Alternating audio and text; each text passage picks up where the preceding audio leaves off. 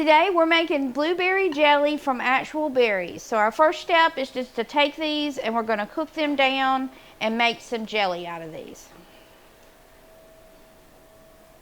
Okay, so second of all, we're going to take all these berries and we're going to pour them into this pot and we're going to cook them down in a little bit of water for about 20 minutes.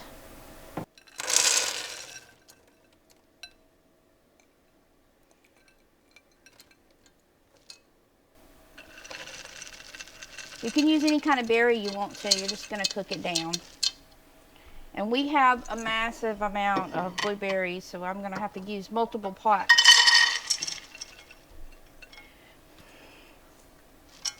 Okay, so we're going to add some water to both of these.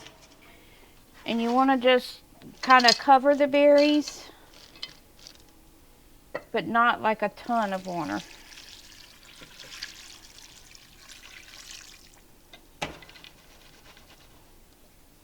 So we'll add that to that one. And then we're going to add some water to the second pot. Not quite enough. I'm going to put a little bit more in there.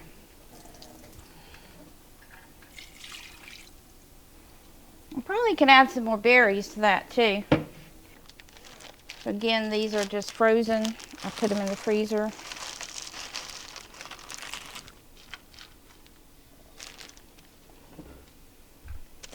Put some here.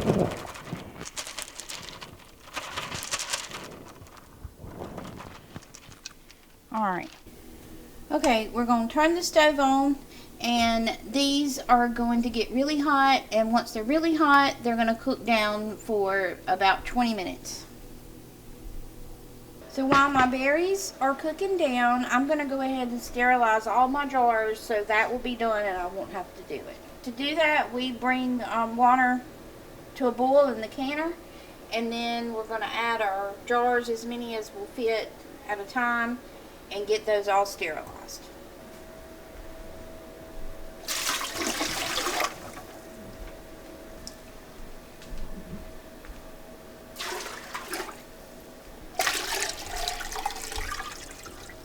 So this needs to get them to a boil, and then we will put our jars in there. Okay, so our water's getting ready in the canner, but this is what we need to do with the jars. You need to remove all your lids and your seals, and it's not necessary to sterilize the lids because the lids don't actually touch your jelly. You can take your seals and put them in some hot water on the back of the stove until you get ready to use them.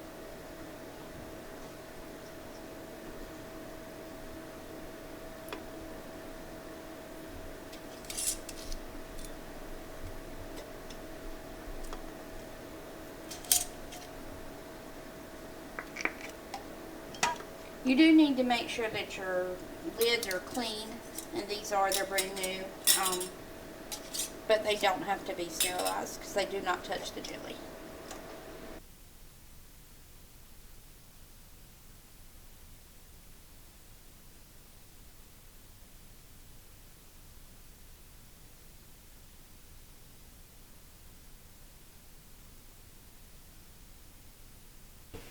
Okay, so those need to sterilize for about 5 minutes.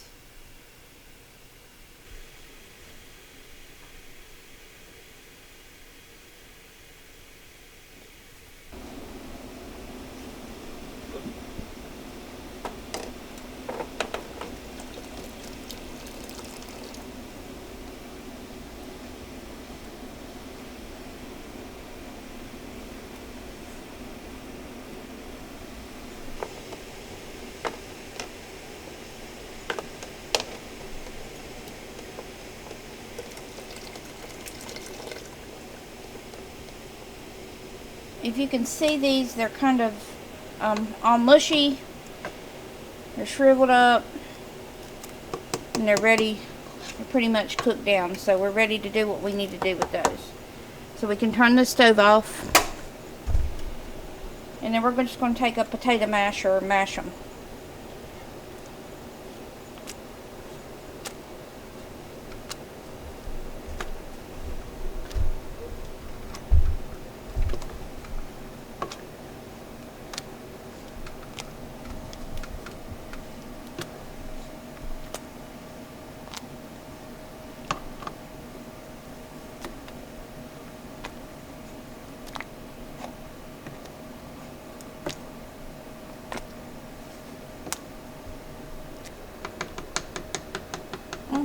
once you got those all mashed to the best of your ability, we're going to take them and we're going to have to strain them through a cheesecloth to get all of the berries out of there, so it's just our juice.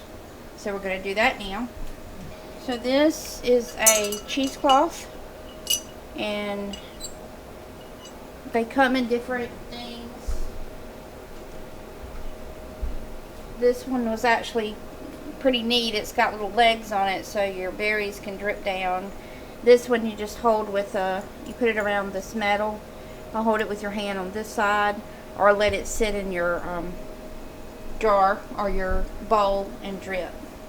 So we're going to start out with this one first, see how much we can get going in there, and then we may use this. So we're going to put a pot over here.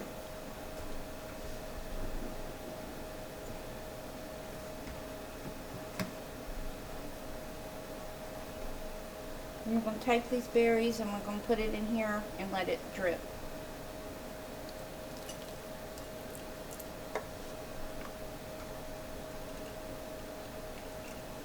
Now I found with this one you can't put too much in there, it'll get heavy and then it'll just fall. I'm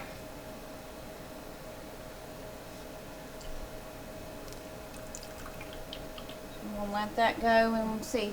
This is new. This one's new. So I'm going to see if I can work with it to do the same thing. We may have to put it in a different bowl. Let me get one. I haven't used this one before. I don't know how friendly it's going to be. Let's see if this will work. I'm going to do it this way. I wish I could find another one like this. It's kind of wearing out and getting older, but I really like it. But I haven't been able to find one exactly like that with the legs. We're going to do this one.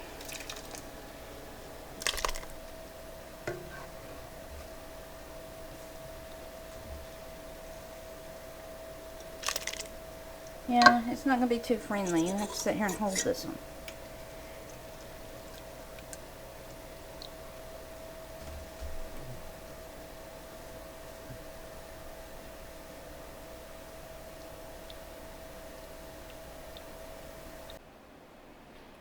Okay, so our berries are pretty much dripped out. I'm going to take them and kind of squeeze them a little bit, see how much more juice I can get out of them. Okay, we're just going to set these down in here for right now. And we'll give that to the chickens in the morning.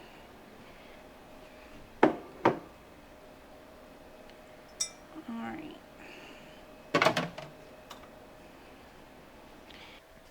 Okay, so we need to measure out and see how much juice we actually have. You don't want them to have more than 4 cups, because when you go to do your jelly, if you have more than 4 cups, then your pectin to jelly ratio just doesn't do well. We are going to actually probably have to make 2 batches because we've got a lot of blueberries. So we're going to measure 4 cups if we can.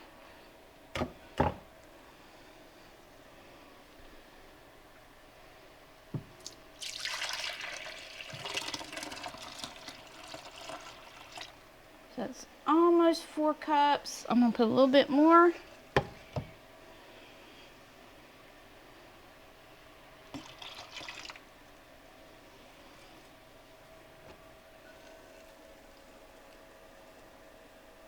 Alright, that's exactly 4 cups.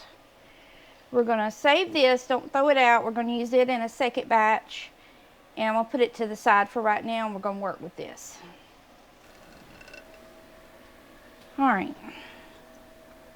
We're going to pour this into our pot on top of the stove. It's 4 cups.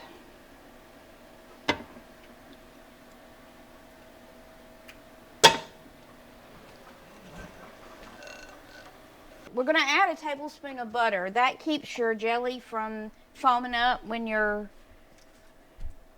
cooking with it. And we're going to turn our stove on. And then we're going to actually go ahead and add our pectin to that. And I just got the box of pectin. I think it works very well. It's pre-measured. As long as you use no more than 4 cups of juice, then it works great.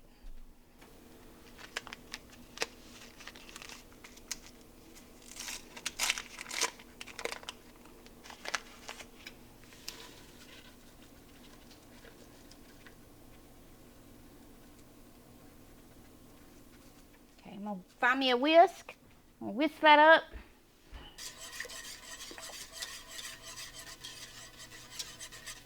Just make sure it's good and stirred up. You're gonna bring that to a boil. Take a few minutes, and then we're gonna add sugar to that. And you're gonna add 5 cups of sugar. So we're gonna bring that to a boil. It's gonna take just a minute. And we're gonna get our sugar ready. Once it starts boiling, you have to wait till it comes to a full rolling boil before you put your sugar in there. The sugar to juice ratio should be a cup more than what you have of your juice. So I have 4 cups of juice and I've got to have 5 cups of sugar. So the whole thing needs to boil.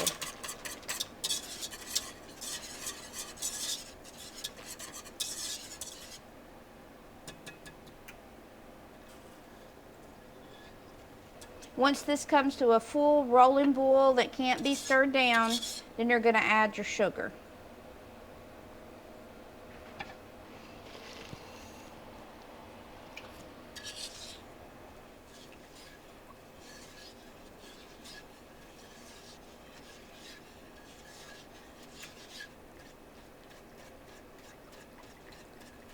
Make sure you stir your sugar really well until it melts, because you don't want it to burn.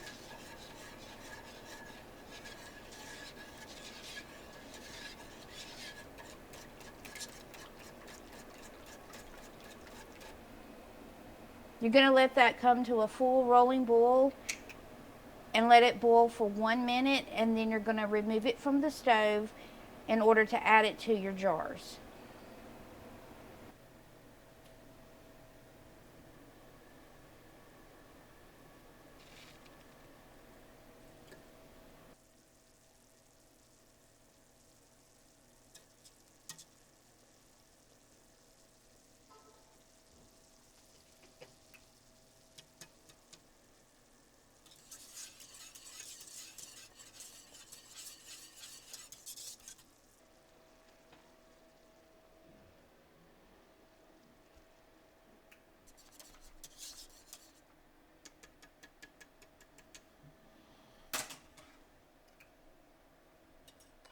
Okay, so we're taking the cooked jelly and we're putting it in the jars to get that ready for canning. So you're just going to pour that in there.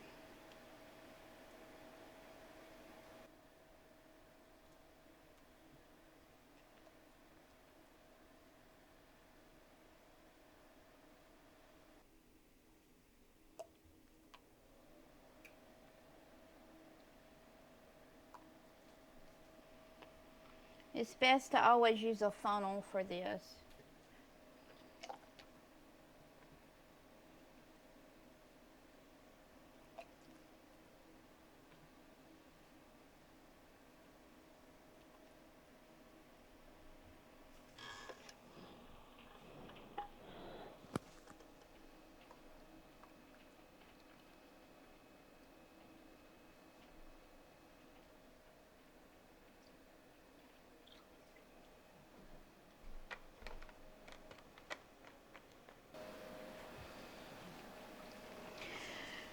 We're going to take vinegar and wipe the tops of our jars off because it's pretty sticky.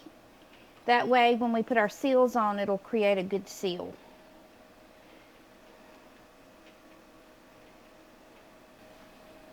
And this is just plain white vinegar.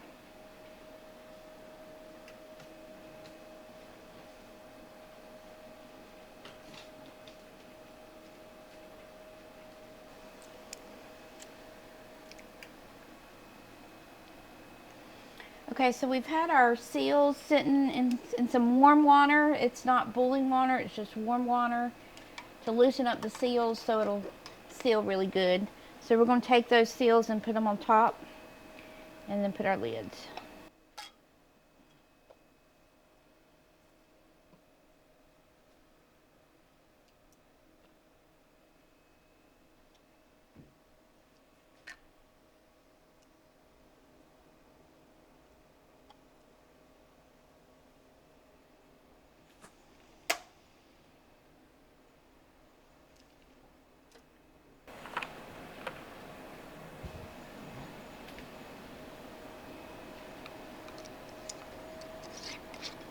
When you put your lids on, they should be finger tight.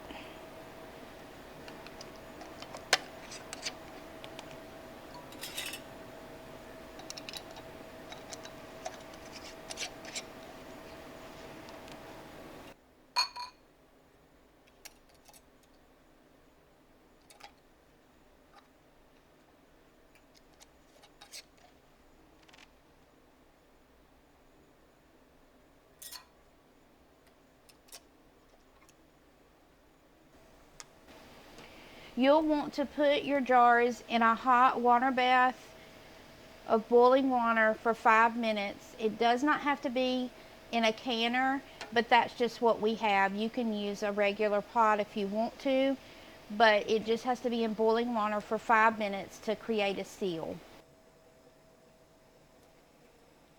Our 5 minutes are up, and we're going to take these out of the water bath, and they should sit overnight to seal.